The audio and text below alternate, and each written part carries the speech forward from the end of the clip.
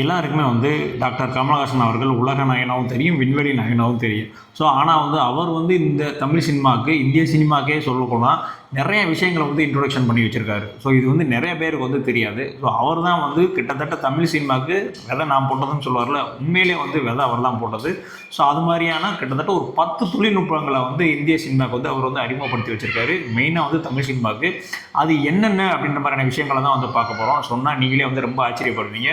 அதனால 10 விஷயங்கள் அப்படின்னு. ஸோ இப்போ ஒன்று ஒன்றா சொல்கிறேன், இதை நோட் பண்ணி வச்சுக்கோங்க. ஃபர்ஸ்ட் வந்து பார்த்தீங்கன்னா சந்தான பாரதி அவர்களுடைய டைரக்ஷனில் வெளிவந்த படம் தான் வந்து மகாநதி. இதில் வந்து கமல், சுகன்யா அவர்கள் வந்து நடிச்சிருப்பாங்க. இந்த படம் வந்து 41வது நேஷனல் அவார்டில் வந்து 2 நேஷனல் அவார்டு தேசிய விருதுகள் வந்து இந்த படம் வந்துச்சு. இந்த படத்தில் தான் முறையாக வந்து பார்த்தீங்கன்னா ஆவிட் அப்படின்ற மாதிரியான ஒரு சாஃப்ட்வேரை பயன்படுத்தி படத்தில் வந்து எடிட்டிங் பண்ணியிருப்பாங்க. இது வந்து தமிழ் சினிமாவுக்கு வந்து இதுதான் வந்து ஃபஸ்ட்டு, இதுதான் வந்து முதல் முறை. இதை இன்ட்ரோ பண்ணது யாருன்னு பார்த்தீங்கன்னா நம்ம கமலஹாசன் அவர்கள் தான். அடுத்ததான் வந்து பார்த்தீங்கன்னா குருதி புனல். ஸோ இந்த குருதி புனல் படம் வந்து எல்லாத்துக்குமே தெரிஞ்சது தான். அர்ஜுன் அண்டு கமலஹாசன் அவர்கள் வந்து நடிச்சிருப்பாங்க. இந்த படத்தில் தான் முதல் முறையாக வந்து டிஎஸ்எஸ் சவுண்டு வந்து யூஸ் பண்ணாங்க. டிஎஸ்எஸ் அப்படின்னா வந்து பார்த்தீங்கன்னா டால்பி ஸ்டீரியோ சரௌண்டிங். அதாவது அந்த சவுண்ட் சிஸ்டருக்குள்ள இப்போ நீங்கள் எல்லாம் சொல்கிறீங்கள, ஸோ அந்த டால்பி ஸ்டீரியோ சரௌண்டிங் சிஸ்டத்தை அப்போ ஃபஸ்ட்டு தமிழ் சினிமாவுக்கு இன்ட்ரோ பண்ணது யார் அப்படின்னு வந்து பார்த்தீங்கன்னா நம்ம கமலஹாசன் அவர்கள் தான். அடுத்ததாக வந்து பார்த்திங்கன்னா தேவர் மகன். அது கமலஹாசன் சார் அவர்களுடைய கேரியர் வந்து பார்த்திங்கன்னா மிகப்பெரிய ஒரு பிளாக் பஸ்டர் படம் என்னென்னு பார்த்தீங்கன்னா தேவர் மகன் தான். இந்த சமுதாயத்துக்கு ஒரு தேவையான படமாகவும் வந்து அந்த படம் வந்து கொடுத்துருந்தாங்க. ஸோ அந்த படத்தில் தான் ஃபஸ்ட்டு ஸ்க்ரீன் பிளே எழுதுறதுக்கு சாஃப்ட்வேர் பயன்படுத்தப்பட்ட படம் எதுன்னு பார்த்தீங்கன்னா இந்த தேவர் மகன் தான். ஸோ அதுவுமே வந்து கமலஹாசன் ஐயா அவர்கள் தான் வந்து இன்ட்ரோ பண்ணியிருந்தார். அடுத்த நாளாக தான் வந்து பார்த்திங்கன்னா இந்தியன் படம். ஸோ இந்தியன் படம் வந்து எல்லாரும் தெரியும், இந்தியன் தாத்தா அதெல்லாம் ஓகே. ஆனால் அந்த இந்தியன் தாத்தாவுக்கு போடப்பட்ட அந்த மேக்கப் இருக்குல்ல, அது வந்து ப்ராஸ்தட்டிக் மேக்கப்னு சொல்லுவாங்க. ஆக்சுவலாக வந்து இந்த ப்ராஸ்தட்டிக் மேக்கப் வந்து நிறைய படங்களை வந்து கமலஹாசன் வந்து சின்ன கொஞ்சம் நேரத்துக்கு வந்து போட்டிருக்காரு. ஸோ அது வந்து நிறையா விஷயங்கள் வெளியே தெரியல. ஆனால் இந்த படத்தில் வந்து பார்த்தீங்கன்னா ஃபுல் அண்ட் ஃபுல்லாக வந்து அந்த ப்ராஸ்தட்டிக் மேக்கப்லேயே வந்து படம் ஃபுல்லாக வந்து நடிச்சிருப்பாரு. ஸோ இந்த மாதிரி பண்ணது முதல் முறையாக வந்து தமிழ் சினிமாவில் வந்து இதுதான் வந்து ஃபஸ்ட்டு. அதுவுமே வந்து கமல் அவர்கள் தான் வந்து இன்ட்ரோ பண்ணியிருக்காரு. ஆனால் நீங்கள் ஹாலிவுட் படங்கள்லாம் பார்த்தீங்கன்னா இந்த மாதிரி மேக்கப் வந்து அப்போயே வந்து அவங்க இதெல்லாம் வந்துருச்சு. பட் நம்ம தமிழ் சினிமாவுக்கு வந்து இது வந்து முதல் முறை. அடுத்ததான் வந்து பார்த்தீங்கன்னா 5வதாக வந்து ஆளவந்தான் படத்தில் தான் மோஷன் கண்ட்ரோல் ரிங் அப்படின்ற மாதிரியான ஒரு கேமரா வந்து யூஸ் பண்ணாங்க. அந்த வந்து முதல் முறை. ஆக்சுவலாக இதெல்லாம் வந்து ஃபாரின்லாம் எப்பயும் வந்துச்சு. நம்ம தமிழ் சினிமாவுக்கு வந்து இது வந்து ரொம்ப வந்து ஃபஸ்ட்டு.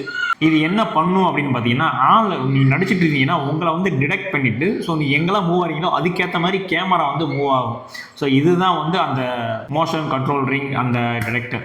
ஸோ இதுவுமே வந்து நம்மளுடைய தமிழ் சினிமாவுக்கு முதல்ல இன்ட்ரோ பண்ணது யாருன்னு பார்த்தீங்கன்னா நம்ம கமல் சார் தான். அடுத்தது 6வது. இது கொஞ்சம் ஃபன்னியாக இருக்கும், ஆனால் இது வந்து உண்மைதான். என்ன அப்படின்னு பார்த்தீங்கன்னா கமலஹாசன் சாருடைய மிகப்பெரிய ஒரு காமெடி படம் என்னன்னு பார்த்தீங்கன்னா மைக்கேல் மதன காமராஜன். ஸோ அந்த படத்தில் தான் வந்து முதல்ல தமிழ் சினிமாவில் வந்து லேப்டாப் வந்து யூஸ் பண்ணியிருப்பாங்க. அவர் வந்து ஒரு சீனில் வந்து லேப்டாப் வந்து கொண்டு வந்து உட்காந்து வந்து தட்டிகிட்டு இருப்பார். முதல்ல தமிழ் சினிமாவில் லேப்டாப் வந்து காட்டப்பட்டது வந்து அதுதான் வந்து முதல் முறை. ஸோ அதை காமிச்சவரும் வந்து பார்த்திங்கன்னா கமல் சார் தான். அடுத்த 7வது வந்து பார்த்தீங்கன்னா 1986 ரிலீஸ் ஆன படம் தான் வந்து விக்ரம். இதில் சத்யராஜ், கமலஹாசன் அவர்கள் எல்லாமே நடிச்சிருப்பாங்க. மிகப்பெரிய ஹிட் இந்த படம். ஸோ இந்த படத்தில் வந்து முறையாக வந்து சாங்கை ரெக்கார்ட் பண்ணுறதுக்கு வந்து கம்ப்யூட்டர் யூஸ் பண்ணது வந்து இதுதான் வந்து ஃபஸ்ட் டைமு. ஸோ திரும்பவும் சொல்கிறேன், இதெல்லாம் வந்து வெளி உலகத்துக்கு ஃபாரின் அவங்களுக்குலாம் வந்து எப்பயும் வந்துருச்சு. ஸோ நம்ம தமிழ் சினிமாவுக்கு முதல்ல இன்ட்ரோ பண்ணது அப்படின்னு பார்த்தீங்கன்னா கமல் சார் தான். ஸோ இதுதான் வந்து முதல் முறை. 8வதாக வந்து பார்த்தீங்கன்னா மும்பை எக்ஸ்பிரஸ். அதாவது டிஜிட்டலாக படமாக்கப்பட்ட முதல் திரைப்படம் எது அப்படின்னு வந்து பார்த்தீங்கன்னா இந்த மும்பை எக்ஸ்பிரஸ் தான். அடுத்த 9வதாக வந்து பார்த்தீங்கன்னா ஆரோ 3D சிஸ்டம் யூஸ் பண்ண முதல் திரைப்படம் எது அப்படின்னு வந்து பார்த்தீங்கன்னா விஸ்வரூபம். ஃபைனலாக வந்து விருமாண்டியில் என்னப்பா பண்ணார் அப்படின்னா, விருமாண்டியில் தான் வந்து தமிழ் படத்திலே வந்து முதல் முறையாக வந்து லைவ் சவுண்ட் ரெக்கார்டிங் பண்ண படம் எது அப்படின்னு வந்து பார்த்தீங்கன்னா கமலஹாசன் அவர்கள் டைரக்ஷனில் வெளிவந்த இந்த விருமாண்டி படம் தான். ஸோ இந்த 10 விஷயங்களுமே வந்து தமிழ் சினிமாவுக்கு யாருமே கொண்டு வரலங்க, நம்ம கமலஹாசன் அவர்களை தான் வந்து கொண்டு வந்திருக்காரு. அவர்னால தான் வந்து கிட்டத்தட்ட இந்த தமிழ் சினிமா வந்து இவ்வளோ தூரம் வந்து இம்ப்ரூவ் ஆகியிருக்கு அப்படின்றதுக்கு ஒரு மிகப்பெரிய ஒரு காரணம் யார் அப்படின்னு வந்து பார்த்தீங்கன்னா அது அவர் தான். ஏன்னா அவர் கொண்டு வந்த தொழில்நுட்பங்கள் எல்லாமே வந்து அந்த அளவுக்கு வந்து அப்கிரேடான ஒரு விஷயங்கள். ஸோ இதெல்லாம் வந்து இன்ட்ரோ பண்ணலை அப்படின்னா இன்னுமே வந்து வயக்காட்டில் ஓடிக்கிட்டு பாட்டு எடுத்துகிட்டு அந்த மாதிரியான சீக்வன்ஸ் தான் வந்து இன்னும் இருந்திருக்கும். ஆக்சுவலாக வந்து இதெல்லாம் ஃபாரினில் வந்து ஒரு 10 வருஷத்துக்கு முன்னாடி 5 வருஷத்துக்கு முன்னாடியே இருந்தாலும் நம்ம தமிழ் சினிமாவுக்கு அதை வந்து இறக்குமதி பண்ணி ஸோ அதை இம்ப்ளிமெண்ட் பண்ணி படமாக வந்து மேக் பண்ணுறோம் அப்படின்ற மாதிரி ஒரு விஷயம் இருக்குல்ல. ஸோ அந்த விஷயத்துக்கு விதை போட்டது யார் அப்படின்னு பார்த்தீங்கன்னா கமலஹாசன் ஐயா அவர்கள் தான். ஸோ இப்போ எல்லாம் வந்து கமலஹாசன் அவர்கள் வந்து ட்ரோல் பண்ணலாம், என்னடா படம் ஓடலை, தக் லைஃப் அப்படி இப்படின்னு சொல்லிட்டு. அவர் ரைட் பண்ணி டைரக்ட் பண்ண படங்கள்லாம் எடுத்து பாருங்கள், அந்த மனுஷன் யார் அப்படின்றது தெரியும். திரும்ப அந்த ஆள் கையில் பேனாவை எடுத்தாப்புல அப்படின்னா தமிழ் சினிமா என்ன மாதிரியான சம்பவத்தை சந்திக்கும் அப்படின்ற விஷயமும் தெரியும் உங்களுக்கு. ஆக்சுவலாக அவர் எழுதக்கூடிய படங்களை வந்து புரிகிறதுக்கு தான் வந்து நம்மளுக்கு வந்து மைண்டு வேணும். நீங்கள் எப்படி சொல்கிறது, நீங்கள் விஸ்வரூபமாக இருக்கட்டும், விஸ்வரூபம் 2 இருக்கட்டும், விருமாண்டியாக இருக்கட்டும், தேவர் மகனாக இருக்கட்டும், மகாநதியாக இருக்கட்டும், எல்லாத்துலேயுமே நம்மளால தான் வந்து ரைட்டிங் பண்ணியிருக்காரு. மெயினாக வந்து பார்த்தீங்கன்னா ஹேராம் படம். ஸோ அதெல்லாம் வந்து ரைட்டிங் அந்த அளவுக்கு வந்து அருமையாக இருக்கும். ஸோ அதெல்லாம் நீங்கள் பார்த்தா தான் வந்து உங்களுக்கு புரியும், இந்த மாதிரியான ஒரு விஷயத்த வந்து ஒரு மனுஷன் 20 வருஷத்துக்கு முன்னாடியே சொல்லியிருக்கானே அப்படின்னு. சரி, ஓகே, இதுதான் வந்து நம்ம அந்த வீடியோவில் சொல்ல வந்த விஷயம். கமல்ஹாசன் ஐயா அவர்கள் வந்து நம்மளுடைய தமிழ் சினிமாவுக்கு வந்து என்ன மாதிரியான விஷயங்கள்லாம் கொண்டு வந்தார் அப்படின்னு.